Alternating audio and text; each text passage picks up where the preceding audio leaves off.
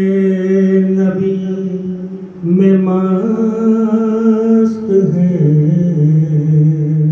ارض و فلک الگ الگ پائی ہے در سے آپ کے،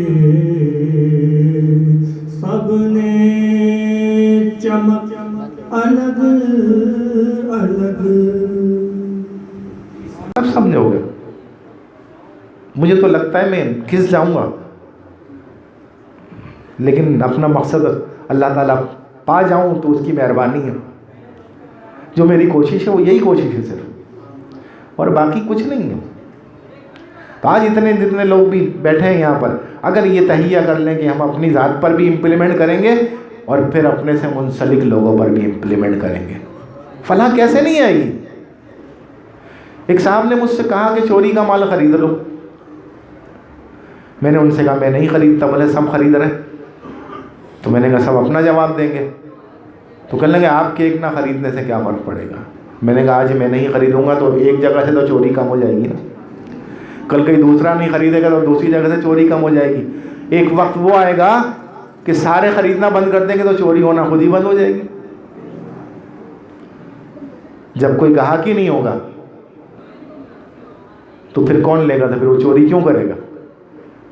نہیں سمجھے؟ مثال دے کر سمجھانے کی بات کر رہا ہوں کہ سمجھو، ابھی بھی کچھ نہیں ہوا، ابھی بھی وقت ہے، بس اللہ تعالی ہمیں سمجھنے کی توفیق عطا فرمائے۔ بات دراصل یہ ہے، عبادت جو ہے وہ ان طاقتوں کو بیدار کرتی ہے جو کلثوم کو دو نیم اور عصا کو اژدہا بنا سکتی ہے۔ بحر کلثوم ہے نا، موسیٰ علیہ السلام نے عصا مارا تھا نا، یہ رب کی طاقت تھی نا کہ دو پارٹ ہو گئے اس کے، آدھا ایک دریا ایک طرف، آدھا دریا ایک طرف، اور بیچ میں راستہ بن گیا۔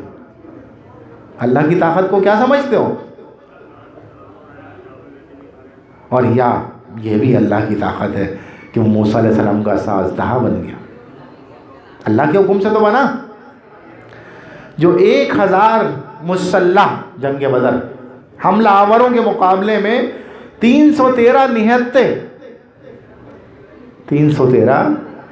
نہتے فداکاروں سے 1000 کو پٹوا سکتی ہے ذات، وہ ساز و سامان کے ساتھ، یہ بے سر و سامانی کی حالت میں، جو آندھیوں، بجلیوں، سیلابوں اور فرشتوں کو بھی امداد کے لیے بلا سکتی ہے، وہ ذات۔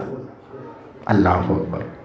اللہ کیا فرماتا ہے سورہ احزاب آیت نمبر 9، یا ایھا الذین آمنوا اذکروا نعمت اللہ علیکم اذ جاءتکم جنود فارسلنا علیہم ریحا وجنودا لم تروها وکان اللہ بما تعملون بصیر۔ کیا فرمایا؟ اے ایمان والو، اور ایمان کا میں بتا چکا ہوں پہلے بھی کہ ایمان یہ نہیں ہے، لیس البر فولوا وجوہکم، تم نیکی صرف یہی نہیں ہے کہ تم اپنا رخ مشرق یا مغرب کی طرف کر لو، وَلَكِنَّ الْبِرَّ مَنْ آمَنَ بِاللَّهِ، تو اللہ پر ایمان لا۔ جب اللہ پر ایمان لائے گا تو لا الہ الا اللہ کا مطلب سمجھ میں آ جائے گا، اگر سمجھنے کی کوشش کرو گے۔ بہرحال وہ ایک الگ موضوع آ گیا۔ تو ایمان والو، تم اللہ کا وہ احسان یاد کرو جب جنگ احزاب میں یعنی جب آ جائے تو اس کا مقصد یہ بات وضاحت کے لیے بتائی جا رہی ہے، یہ ترجمہ نہیں ہے اس کا۔ میں 24,000 حملہ آوروں نے تم پر حلہ بول دیا، اس وقت ہم نے ان پر تیز رفتار آندھی چلائی، نیز آسمان سے ایسے لشکر اتارے جنہیں تم نہیں دیکھ سکتے تھے، یہ اس لیے کہ اللہ تمہارے اعمال کو دیکھ رہا تھا، اللہ تمہارے اعمال کو دیکھ رہا تھا کہ تمہاری نیتیں کیا تھیں۔ تمہاری نیت یہ نہیں تھی کہ ہم ایک دوسرے پر، تمہاری یہ نیت تھی کہ اللہ کا قانون نافذ ہو جائے، تمہاری یہ نیت تھی کہ حقیقت واضح ہو جائے، تمہاری یہ نیت نہیں تھی کہ میں اس پر سبقت لے جاؤں، میں اپنے علم کا روب ڈال دوں اس پر، میں اپنی طاقت کا روب دکھا دوں آج، ایسا کچھ بھی نہیں تھا۔ اللہ اکبر۔ تو اللہ تمہارے اعمال دیکھ رہا تھا اور تم اس امداد کے مستحق تھے۔ تو کیا ہم مستحق بن رہے ہیں؟ ہمارے دلوں میں، ہمارے ذہنوں میں، ہمارے افعال میں، ہمارے اعمال میں، ہماری نیتوں میں تضاد ہے کہ نہیں ہے؟ یہ فیصلہ ہمیں کرنا ہے۔ اللہ نے ظہور اسلام کے 500 برس تک ہمیں ہر میدان میں فتح دی، مسلمانوں کو ہر میدان میں فتح سے نوازا۔ ہم نے جس سمت کا رخ کیا، یعنی مسلمانوں نے، ہم سے مراد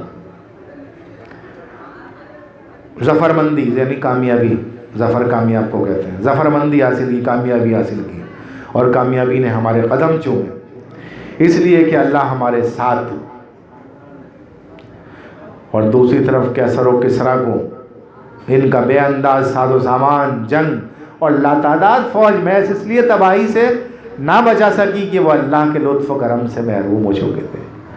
تو لوگوں، اللہ کے لطف و کرم سے محروم نہ ہونا، ہرگز ہرگز، حتی الامکان کوشش کرو کہ اللہ ہمارا ایمان سلامت رکھے، ہمیں ایمان پر قائم رکھے اور ہمیں حقیقت سمجھنے کی توفیق عطا فرمائے، ان باتوں سے ہمیں بچائے جن فرویات پر ہم لڑتے ہیں۔ بنیاد پر لڑنا تو حق ہے ہمارا، کیونکہ بنیاد اصل ہوتی ہے، طریقہ کار پر لڑنا نہیں چاہیے۔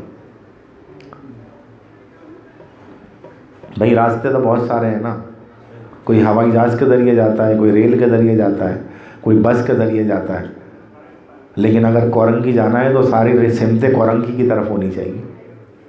ایسا نہیں ہے کسی کی سمت اورنگی کی طرف ہو، تو پھر تو نہیں پہنچ پاؤ گے نا۔ تو یہاں اختلاف کی بات ہے، نہیں سمجھے؟ آ جاؤ گے، سمجھ جاؤ گے انشاءاللہ۔ تو اللہ کے لطف و کرم سے محروم ہو چکے تھے وہ۔ اگر ہم آج بھی احکام الہی کے پابند ہو جائیں تو وہی شوکت اور عظمت ہمیں پھر مل سکتی ہے جو پہلے تھی، ورنہ اگر ہم گناہ کی راہوں پر بڑھتے چلے گئے اور رکوع اور سجود کو شغل سمجھ لیا، ہاں شغل سمجھ لیا، آج مسجد میں منع کرو کہ تیز آواز میں بات نہیں کرو، سمجھ میں نہیں آتا لوگوں کو، ایسی خوش گپیں لڑاتے ہیں تو وہ شغل کے لیے جاتے ہیں کہ ہم بوڑھے ہو گئے تو ہم مسجد میں وقت پاس کر لیں، اس کا تقدس پامال کر دیں، چیزوں کو سمجھنے کی کوشش نہیں کرتے۔ اللہ اکبر، بڑھتے چلے گئے تو کسی دن بھی کفار جو ہیں ہماری دجیاں بگاڑ دیں گے، اور بکھیر رہے ہیں نا، بکھیر رہے ہیں۔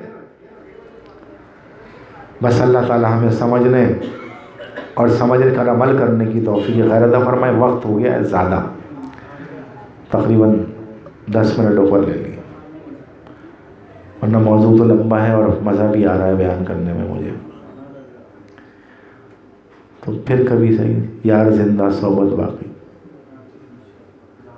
اللہ تعالی ہم سب کو سمجھنے اور سمجھ کر عمل کرنے کی توفیق خیر عطا فرمائے۔ وَمَا عَلَيْنَا إِلَّا الْبَلَاغُ الْمُبِينُ إِنَّ الدِّينَ عِندَ اللَّهِ الْإِسْلَامُ۔ اگر اللہ کے نزدیک دین ہے تو وہ اسلام ہے، لیکن جو اسلام ہے اس کی بات کر رہا ہوں، اسلام کے علاوہ جو چیزیں ہیں ان کی بات نہیں کر رہا کہ ان کو اسلام کے نام سے پیش کیا جائے۔ الہی ہر جگہ تیری عطا کا ساتھ ہو، جب پڑے مشکل شہ مشکل کشا کا ساتھ ہو، یا الہی بھول جاؤں نزع کی تکلیف کو، شادی دیدار حسن مصطفیٰ کا ساتھ